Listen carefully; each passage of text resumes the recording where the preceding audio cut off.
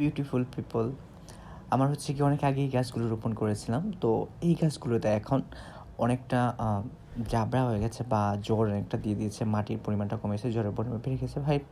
তাই ভাবলাম গাছগুলোকে রিসাইকেল করা যায়। আমি প্রত্যেকটা গাছকেই এখন রিসাইকেল করছি। প্রত্যেকটা গাছের টব থেকে মাটি বের করে আবার ঠিকঠাক করে আবার টবে দিয়ে দিচ্ছি। তো ভাবলাম এখন এটাতে করা যাক। তো এটাতে করতে গিয়ে দেখা যায় এটাতে মিষ্টি আলুর গাছ, প্লাস হচ্ছে গিয়ে তোমার পুঁই শাকের গাছ, প্লাস হচ্ছে গিয়ে তোমার মিষ্টি কদুর গাছ। তো কী করবো, এগুলো কেটে ফেলে দিচ্ছি। এই যে দেখো পাচ্ছ, খুব সুন্দর হয়ে উঠেছিল মিষ্টি আলুর গাছগুলো, এগুলো সবগুলো কেটে ফেলেছি। এগুলো ফেটে দিয়ে যে গাছগুলো ছিল সেগুলো ফেলে দিচ্ছি। ফেলে দেওয়ার পরে এগুলো তুলে ফেলেছি, এগুলোকে আমরা শুটকি ছিঁড়া করে খাবো। তো এখানে যেহেতু পুঁই শাকের গাছগুলো আছে, এগুলো একটু ছোটো ছোটো হয়েছে, ওগুলোকে তুলে নিচ্ছি। পরবর্তীতে আবার এগুলোকে রোপণ করে দেবো, কারণ যেহেতু আমি টপের মাটিটা ফেলে দিয়ে নতুন করে আবার এই দেখতে পাচ্ছ পুরো টপটা আমি উল্টিয়ে দিয়েছি। এখন এগুলোতে হচ্ছে গিয়ে তোমার মাটিগুলোকে ভালো করে ঝুরঝুরা করে নেব। ভালো করে মাটিগুলোকে ঝুরঝুরা করার পরে আমি হচ্ছে গিয়ে তোমার এই মাটির সাথে কিছু সবজির খাল বাকল এগুলো রেখে দিয়েছিলাম, ওগুলোকে ভালো করে মিক্স করে দেবে। প্রথমে টবের মাটিগুলো ঝুপড়ো করে দিতে গিয়ে দেখি প্রচুর পরিমাণে পিঁপড়া এখানে হয়ে গেছে। আমি ভাবলাম ওরে বাবা, এত পিঁপড়া কোথা থেকে আসলো। অনেক পিঁপড়ার নিচে, টপের নিচে অনেক পিঁপড়া হয়ে গেছে, অনেক পিঁপড়া বাসা বেঁধেছে। তাও ওইগুলো লাল লাল পিঁপড়া, আমাকে 1-2টা কামড়ও মেরেছে অবশ্য। এই দেখো পুরো মাটিটাকে ঝুরঝুরা করে নিতে গিয়ে দেখি এখন মিষ্টি আলুর গাছের নিচের মধ্যে আলু ধরে আছে।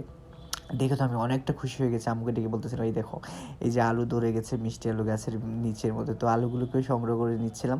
আলুগুলোকে সংগ্রহ করে নেওয়ার মানে আলুগুলো দেখেই আমার অন্যরকম একটা ভালো লাগা তৈরি হয়ে গেছে। তো আলুগুলোকে সংগ্রহ করে নেওয়ার পরে পুরো মাটিটাকে ঝরঝরা করে নিয়ে গাছের যে সবজির বাকলগুলো আছে এগুলোকেও সাথে অ্যাড করে নিয়েছিলাম।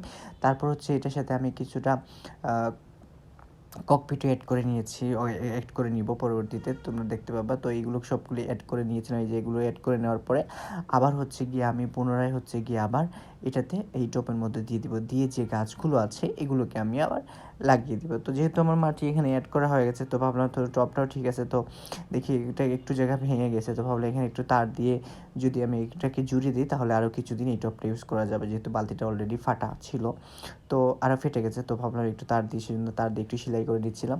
দেখতে পাচ্ছ সেলাই করে নেওয়ার পরে আমি হচ্ছে গিয়ে এটাতে তোমার মাটি দিয়ে দিচ্ছি, কারণ মাটি দেওয়ার পরে আমি আবার পুনরায় ওই গাছগুলোকে রোপণ করে দেব। তো আমার হচ্ছে গিয়ে আমি এখন আবার নতুন করে এটার মধ্যে মাটি দিয়ে দিচ্ছি। এই যে সবগুলো মাটিকে দিয়ে দিচ্ছি। মাটিগুলো দেওয়ার পরে আমি এখানে গাছ রয়েছে যে মাটির উপর দেওয়া শেষ। এখন হচ্ছে গিয়ে আমি পুঁই শাকের গাছগুলোকে দুইটা অ্যাড করে পুঁই শাকের গাছগুলোকে রোপণ করে দিচ্ছিলাম, কারণ পুঁই শাকের গাছগুলো একটা করে আগে ছিল। এখন ভাবলাম যেহেতু নতুন করে আবার করেছি, তাহলে 2টা গাছ একসাথে জয়েন করে দিয়ে দিই, তাহলে জায়গাও কম লাগবে।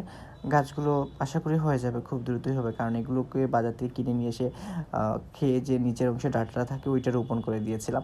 তো এটা দেওয়ার পরে ভাবলাম যেহেতু এটা দেওয়া শেষ, পুঁই শাকগুলো রোপণ করা শেষ, এখন হচ্ছে গিয়ে মিষ্টি আলুর গাছটা তো তুলে ফেলেছি টোটালি। তো কিছু মিষ্টি আলু যদি এখানে জড় বা মিষ্টি আলু অংশ যদি কিছু দিয়ে দিই তাহলে আবার পুনরায় মিষ্টি আলু গাছটা উঠবে। সো সেই রকমভাবেই আবার মিষ্টি আলু এখান থেকে নিয়ে মিষ্টি আলুর কিছু জড় বা মিষ্টি আলুর কিছু অংশ আমি আবার টপের সাইডে দিয়ে, পুঁই শাকের সাইডে দিয়ে রোপণ করে দিচ্ছিলাম, যাতে হচ্ছে গিয়ে সেখান থেকে আবার কিছু মিষ্টি আলু গাছ ওঠে, যেগুলোতে আমরা মাঝে মধ্যে শুটকির সাথে দিয়ে খাই। তো আমার মিষ্টি আলু গাছের শুটকি তরকারিতে দিয়ে শুটকি শিরা খেতে আমার ভালো লাগে, আর বেসিক্যালি আমি শুটকিটাকে একটু বেশিই ভালোবাসি। তো এইভাবেই তৈরি করে নিলাম, নতুন করে এই টপটাকে আবার রিসাইকেল করে গাছ রোপণ করে নিলাম। তো কেমন হলো আমার নতুন গাছের রিসাইকেল করাটা, সবাই প্লিজ জানাবা। থ্যাংক ইউ সো মাচ, সবাইকে ভালো থাকো, সুস্থ